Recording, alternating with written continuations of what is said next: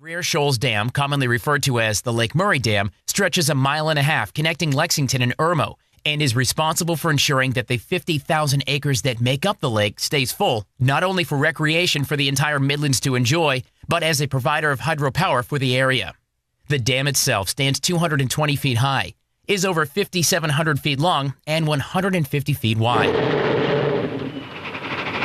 The dam was built in 1929 by the Lexington Water and Power Company, now known as FCE&G, to provide much-needed power for the quickly growing city of Columbia and the influx of mills and industry. At the time of its completion, it was known as the world's largest man-made reservoir. The land that would become Lake Murray was purchased from landowners.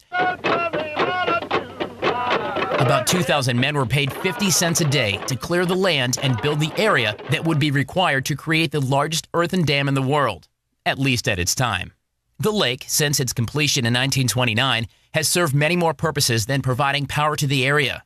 Not only is it home to residents along the 500 miles of shoreline, it's the premier destination for summer recreation and fun in the sun.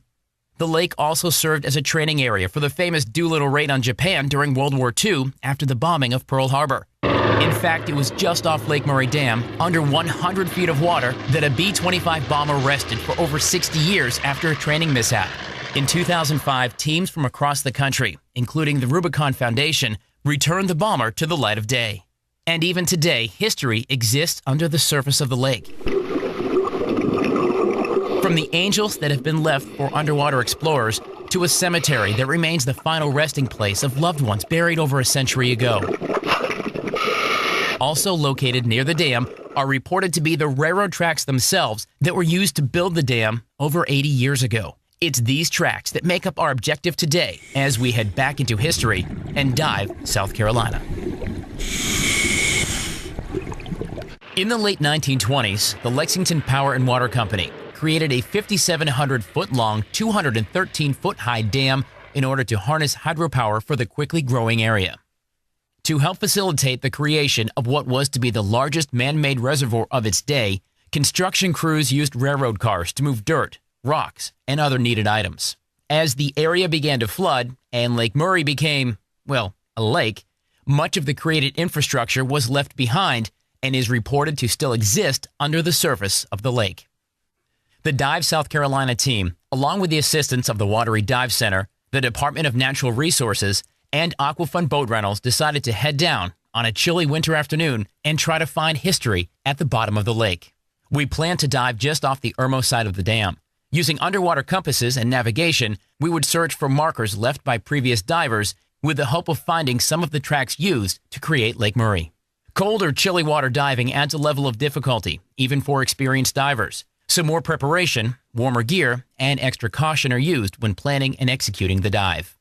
Once we had suited up and we had taken one more look at the area from the boat, it was time to go swimming. I have to admit, even with a wetsuit and a hood, the 50-degree Lake Murray water was a bit jarring, but we had come to go down, and that's where we were headed.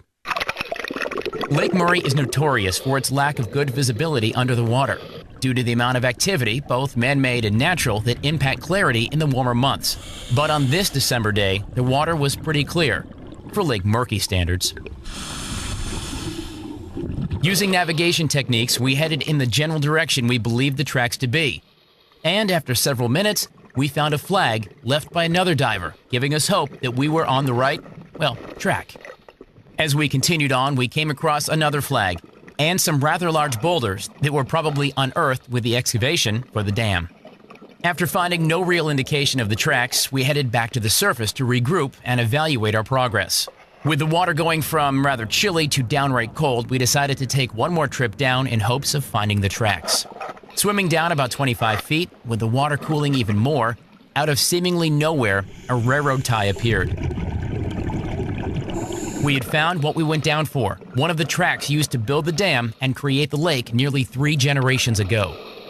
As I followed the tracks, I tried to imagine working the lines and moving the earth to create the lake, all for 50 cents a day in 1928. After several minutes, and yes, even a selfie, it was time to return to present day and warmth. But as chilly as it was, an adventure like that was totally worth it.